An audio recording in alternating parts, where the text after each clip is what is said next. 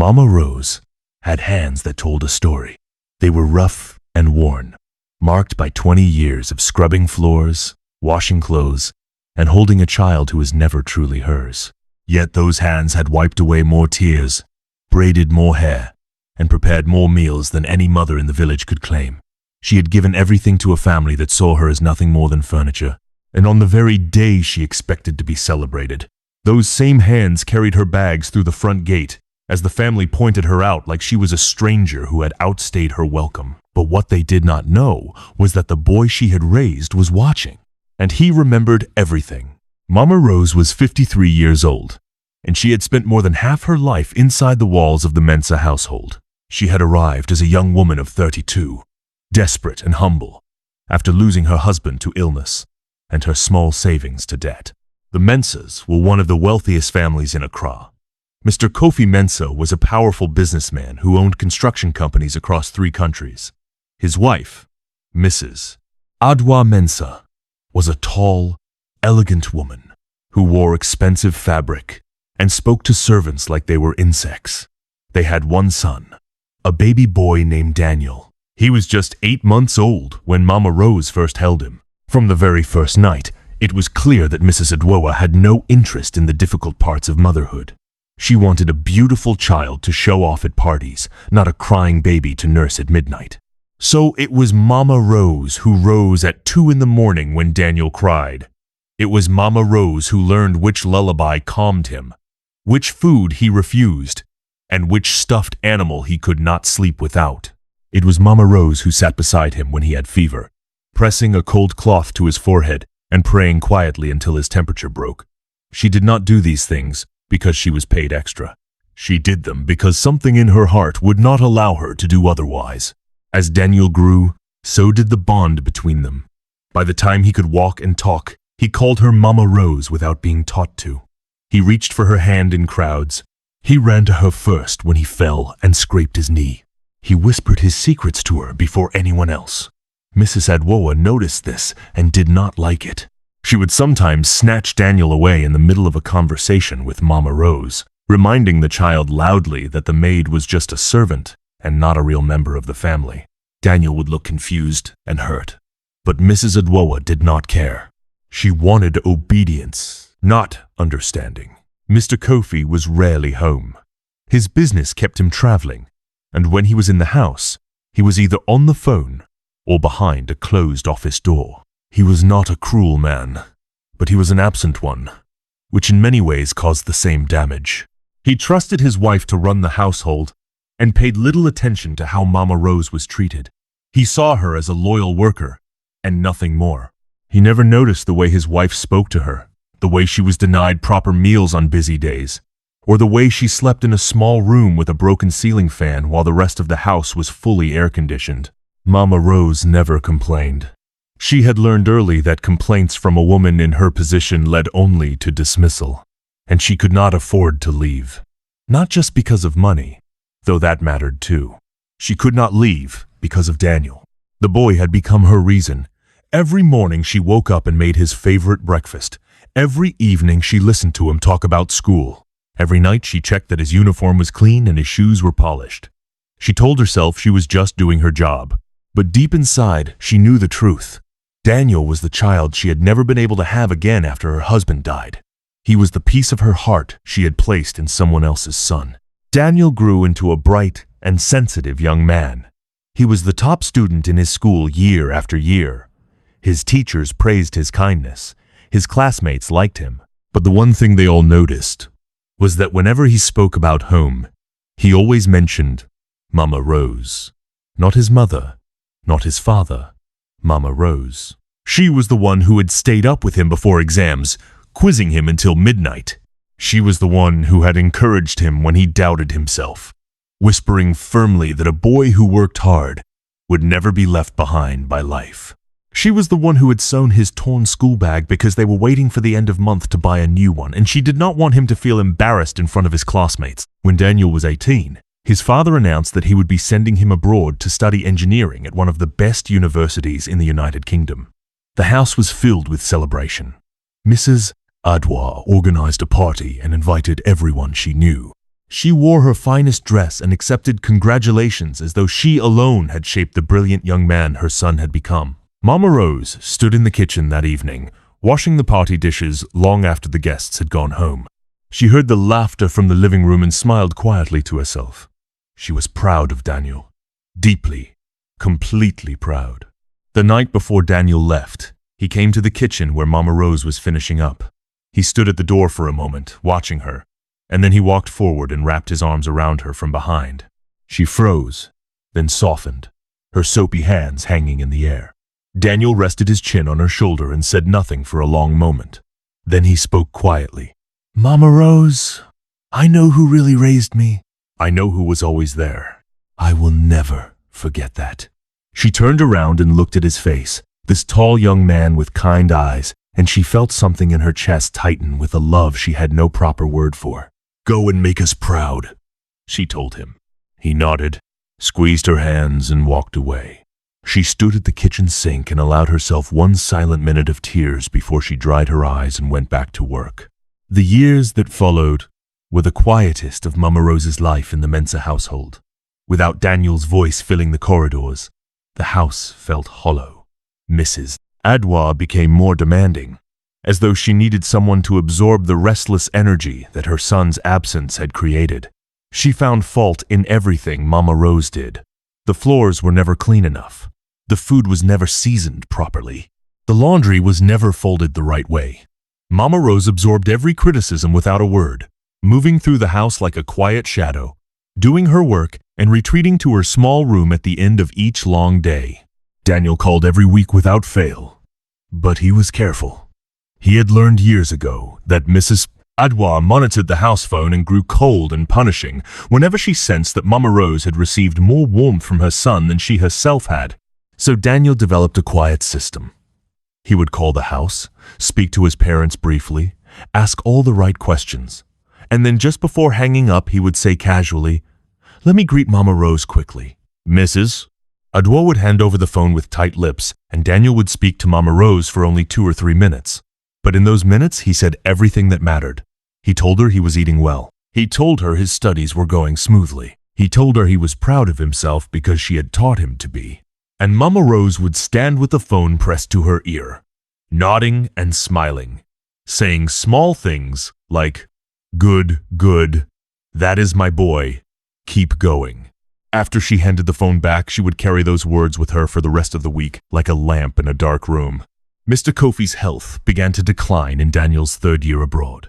The powerful man who had once moved through the world with such confidence began to slow down. His doctors found a problem with his heart and advised him to reduce stress and travel. He handed more of his business responsibilities to his managers and spent more time at home. For the first time in years, he began to actually see what was happening inside his own house. He noticed how Mama Rose moved, always working, always quiet, always last to eat and first to rise. One afternoon, he found her on her knees, scrubbing the back corridor alone, and something about the sight of her stopped him in his tracks. He stood there for a moment, and then said softly, "Rose, how long have you been with us now?" She looked up, surprised to be spoken to directly. 20 years in March, sir," she replied simply. He nodded slowly and walked away without another word. But something had shifted in him. Mrs. Adwoa noticed her husband's softening attitude toward Mama Rose and did not like it. She had always maintained a careful boundary between the family and the help, and she feared that her husband's illness was making him sentimental and foolish. One evening after dinner, she sat across from him and spoke with deliberate calmness. "Kofi, I think it is time we made some changes in the house. We are getting older. We do not need so much staff."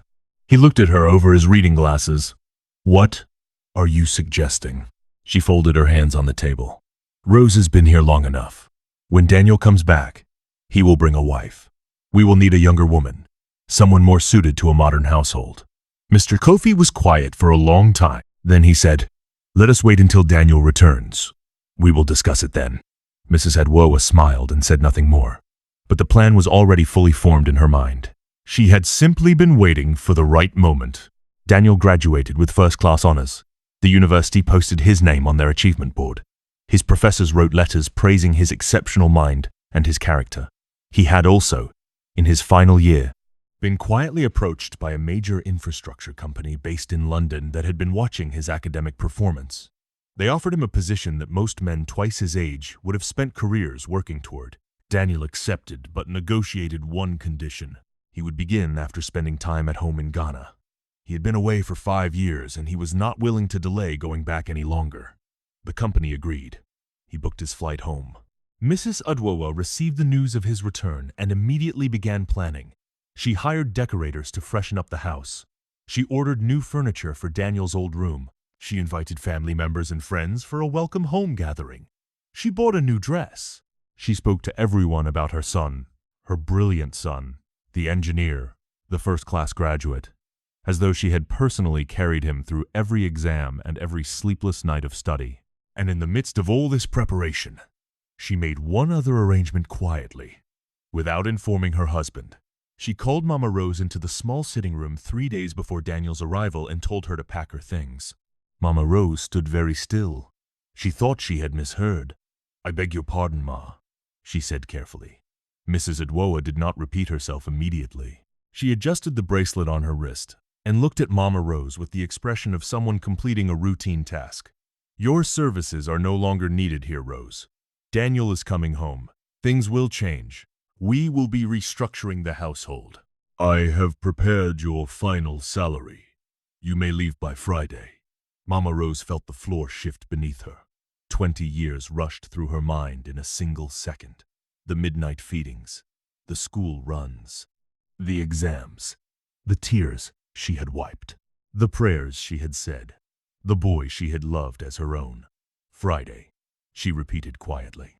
"That is 2 days before Daniel arrives." Mrs. Adwoa met her eyes without flinching. "Yes, you may start packing today." Mama Rose walked back to her small room and sat on the edge of her narrow bed. She did not cry immediately. She sat very still and looked at the 4 walls she had lived within for 20 years. The small photograph of Daniel as a baby that she had kept on her bedside table, the Bible with the worn cover, the single window that looked out onto the back garden where she had taught Daniel to plant tomatoes when he was 6 years old. Then the tears came, not loud or dramatic, just slow and steady, the way water seeps through old walls. She did not tell anyone. She did not call Daniel. She would not do that to him. She would not poison his homecoming with her pain. She packed her bags slowly over the next 2 days, folding each item carefully as though she had all the time in the world. On Friday morning, she was ready before sunrise. She carried her 2 bags to the front door herself. The house was quiet. The decorators had already come and gone. The new furniture gleamed in Daniel's room. The welcome banner was rolled up and ready to be hung on Sunday. Everything was prepared for the celebration, and Mama Rose was being removed from it, like an old piece of furniture that no longer matched the new decor. Mr. Kofi came downstairs that morning and found her at the front door with her bags. He stopped completely. "Rose," he said slowly, "what is this?" She looked at him with calm, dignified eyes. "Madam has let me go, sir. I am leaving this morning." He stared at her for a long moment and then turned and walked toward the bedroom. Mama Rose heard his voice rise, and Mrs. Adwoa's voice respond in that measured, controlled tone she used when she had already decided something and was simply waiting for opposition to exhaust itself. After a few minutes, the voices stopped. "Mr. Kofi did not come back downstairs." Mama Rose understood. She picked up her bags and walked through the front gate. She moved in with her younger sister in a small apartment on the other side of the city. Her sister welcomed her warmly, but the apartment was crowded, and Mama Rose felt the unfamiliar weight of having nowhere to go in the morning, no task to begin, no child to tend to. She found small cleaning jobs in the neighborhood to keep herself busy and to contribute to the household expenses. She did not complain to anyone. She did not post anything. She did not post anything. She did not reach out to Daniel. She prayed every evening and told herself that God had seen everything. She believed that with a quiet and unshakable certainty. Daniel landed on Sunday afternoon. His father's driver picked him up from the airport. As they drove through the familiar streets of Accra, Daniel felt the particular emotion of return, that mixture of nostalgia and strange newness that comes from being away long enough to see home differently. He noticed things he had never noticed before: the colors, the noise, the energy. He smiled to himself and thought of Mama Rose. He imagined her in the kitchen, preparing something for his arrival. He could almost smell it. The welcome at the house was loud and warm. Relatives he barely remembered embraced him. His mother clung to him in front of everyone, performing a tenderness that felt rehearsed. His father held his hand for a long time and looked at him with genuine emotion. Daniel smiled and greeted everyone and accepted the congratulations graciously. But after the first hour, he began to look toward the kitchen. He looked toward the corridor. He looked toward the back of the house. He turned to his mother during a quiet moment and asked casually, "Where is Mama Rose?" Mrs. Adwa did not miss a beat. She waved her hand lightly. "Oh, Rose left us. We let her go." Things changed, Daniel. We needed to restructure. Daniel went very still. "When?" he asked. His mother had already turned back to her guests. "Last week," she said over her shoulder. Daniel stood in the middle of the celebration and felt something cold settle in his chest. He did not react in front of the guests. He had learned from Mama Rose herself that the most powerful response to injustice was not an explosion, but a quiet and deliberate action. So he smiled and returned to the gathering and spoke and laughed and ate and allowed the evening to complete itself. But inside, his mind was working. He was thinking clearly and calmly the way he always did when something important needed to be handled correctly. He excused himself early, citing tiredness from the long flight, and went to his room. He sat on the edge of his new bed in his freshly decorated room and stared at the wall for a long time. Then he picked up his phone. He did not have Mama Rose's number saved under her name. He had saved it years ago, under the name MR, initials only, because he had not wanted his mother to see the name and ask questions during those early years when he was still learning how to protect the people he loved from the people who claimed to love him. He found the contact and called. The phone rang 4 times and then her voice came through, slightly breathless as though she had rushed to answer. "Hello?" He closed his eyes when he heard it. "Mama Rose," he said quietly. "It is Daniel." There was a long silence on the other end, then a sound he had never heard from her before. A small broken sound that she quickly tried to suppress. He waited. He did not rush her. "My boy," she finally said, her voice steadier now. "You are home." "Yes," he said. "I am home." And then after a pause, he said, "Why did you not tell me?" Another silence. "I did not want to spoil your coming home," she said simply. He pressed his hand over his eyes. "Tell me where you are," he said. She gave him her sister's address. He wrote it down carefully. Then he told her to rest well and that he would come to see her in the morning. She told him not to trouble himself. He told her quietly and firmly that it was no trouble at all and that she should expect him before 10. She went silent for a moment and then said softly, "Okay, my boy." He ended the call and sat in the quiet of his room for a long time. He thought about everything. He thought about every morning she had woken before sunrise to prepare his breakfast. Every evening she had waited up to hear about his day. Every exam she had prayed him through. Every doubt she had refused to let take root in him. He thought about the night before he left for London and the way she had stood at the kitchen sink and let him hug her and said, "Simply go and make us proud."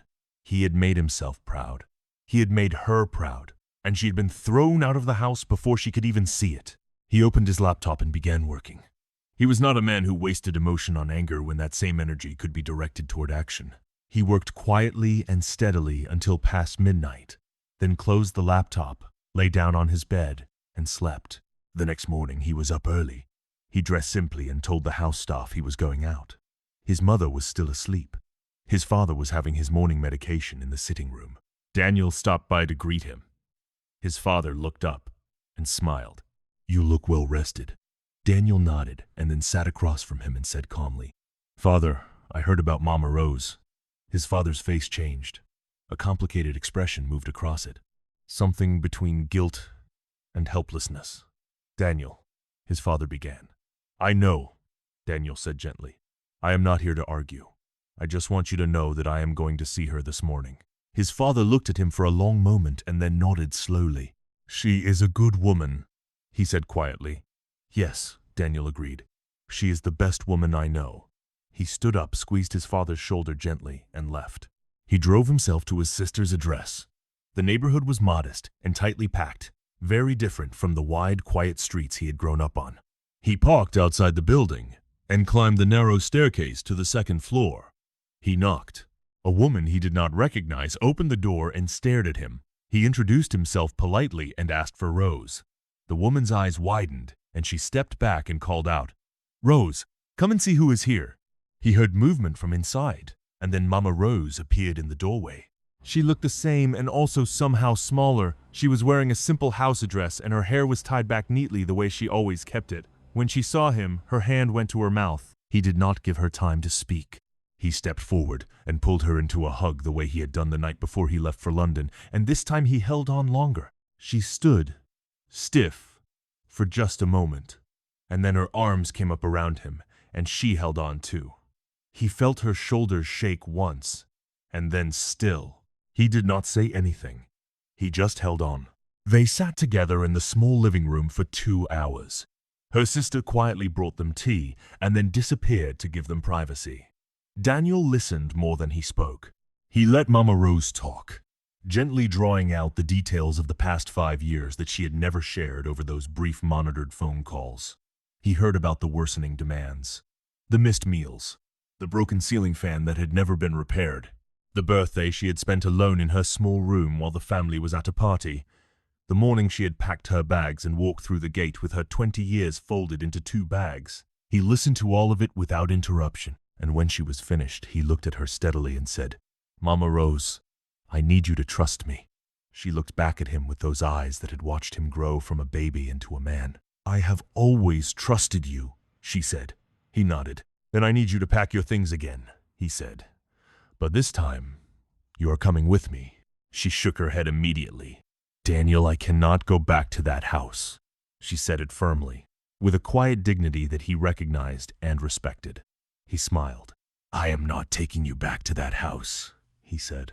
He reached into the folder he had brought and placed a document on the table in front of her. She looked at it and then looked at him. It was a rental agreement for an apartment. A proper 2-bedroom apartment in a clean, quiet building 20 minutes from the Mensa house. He had arranged it the previous night after his phone call with her. The first year's rent was already paid. Her name was on the agreement as tenant. Mama Rose stared at the document for a long time without speaking. Then she looked up at him, and her eyes were full. "Daniel," she said, her voice barely above a whisper. "This is too much." He shook his head. "It is not enough," he said simply. "It is not anywhere near enough, but it is a beginning." She pressed her hands together and looked down at the table, and he could see her trying to hold herself together. He gave her the time she needed. When she finally looked up, she said, "Your father knows about this?" He met her eyes calmly. "My father knows I came to see you. What I do with my own money is my own business." She looked at him for a long moment, and then something in her face settled. The tension she had been carrying since the morning she was dismissed began to slowly release. She straightened her back and nodded once. "Okay," she said. "Okay, my boy." He moved her into the apartment 3 days later. He furnished it properly. A real bed with a proper mattress, a working fan, and an air conditioning unit. A kitchen with full equipment. A sitting room with a comfortable sofa and a television. He stocked the kitchen with food. He arranged for a small monthly stipend to be sent to her account automatically. He did all of this quietly without announcing it to anyone in his parents' house. But Mrs. Adwoa was not a woman who missed things that happened around her son. She began to notice his absences. She noticed that he went out most mornings and returned in the afternoon. She noticed that he was spending money she could not account for. She noticed that he had a quiet, settled look about him that did not match the obedient son she had expected to return. She began asking the house staff indirect questions. She called relatives to find out if Daniel had mentioned anything. And eventually, one of the relatives who had seen Daniel's car outside a building in the modest neighborhood put the pieces together and told Mrs. Adwoa what he suspected. She went cold with fury. She confronted Daniel that evening after dinner. She waited until his father had retired to his room, and then she sat across from him in the sitting room, with her hands folded, and her voice carefully controlled. "I hear you have been visiting Rose," she said. He looked up from his book. "Yes," he said. She nodded slowly. "And I hear You have set her up in an apartment. He held her gaze. Yes, he said again. She leaned forward slightly. Daniel, I am your mother. Everything I do is for this family. Rose was a servant, a paid employee. Her time here was finished, and she was compensated. What you are doing is disrespectful to me and to this household. He closed his book and set it down on the table beside him. He looked at his mother for a long moment with an expression she had never seen on him before. It was not anger. It was something quieter and more final than anger. Then he spoke. Mother, he said. Mama Rose woke up every night when I cried as a baby. She sat with me through every fever. She learned my favorite foods, my fears, my weaknesses, and my strengths. She prayed me through every exam. She sewed my torn school bag so I would not be embarrassed in front of my classmates. She was the first person I called when I got my results. She was the one whose voice I needed to hear. He paused. You dismissed her 2 days before I came home. After 20 years. Without even telling me. Mrs. Adwoa's jaw tightened. She opened her mouth. He continued speaking, his voice still calm. I am not here to fight with you. I respect you as my mother. But I want you to understand something clearly. What I do for Mama Rose I will continue to do. It is not open for discussion. And if this becomes a problem in this house, then I will need to make other living arrangements until I move into my own place, which I intend to do within the next 2 months. Mrs. Adwoa stared at him. He held her gaze without blinking. The room was completely silent. She looked away first. It was a small thing, the way her eyes dropped to her folded hands and stayed there.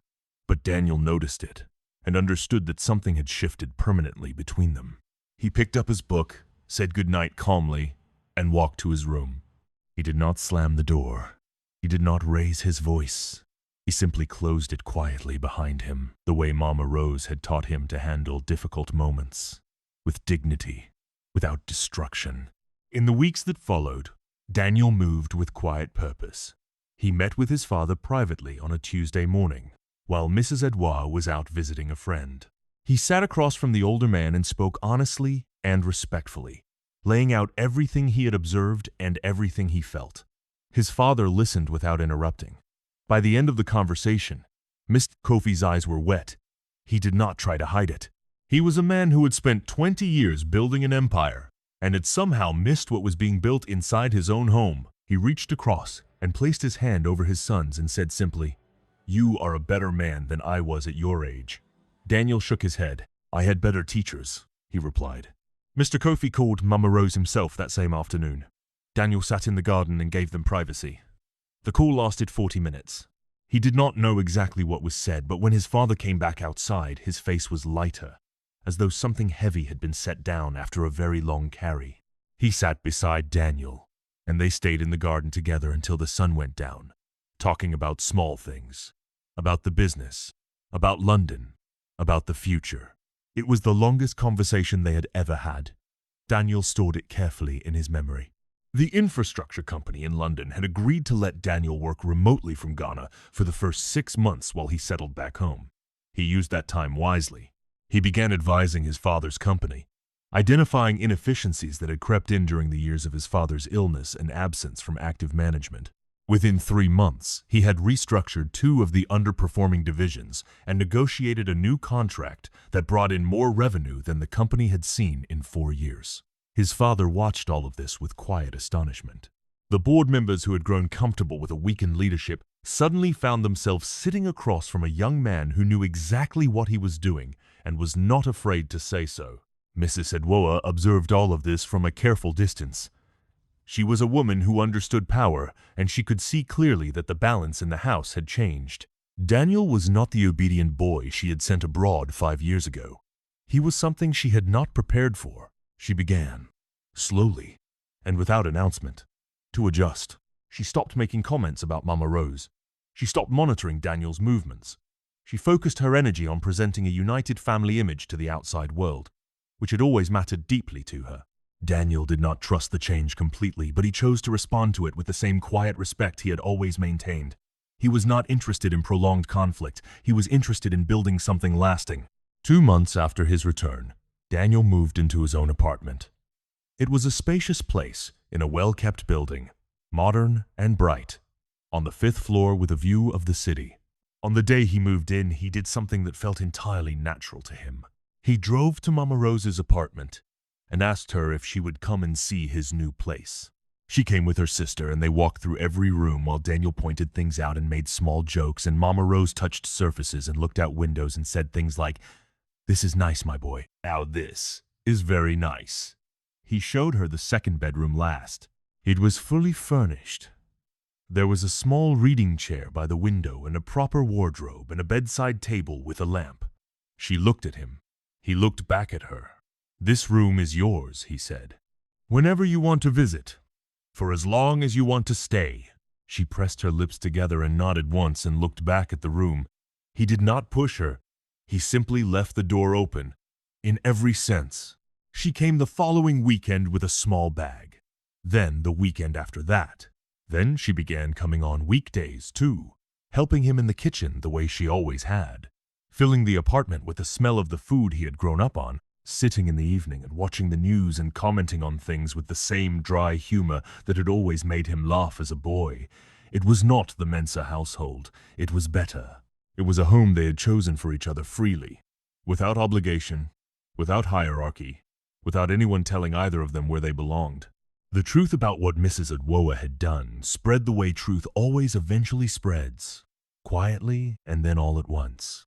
A relative who had been at the welcome party mentioned to another relative that Mama Rose had been dismissed just before Daniel arrived home. That relative mentioned it to someone else.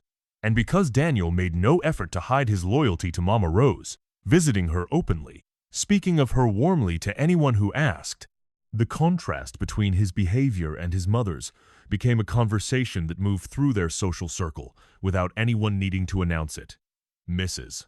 Adwoa began to notice the shift in how people spoke to her at gatherings, the slightly cooler greetings, the questions about Daniel that lingered a beat too long. She understood what was happening, and she hated it. But she had no defense that did not make her look worse. The facts were simple, and the facts were known.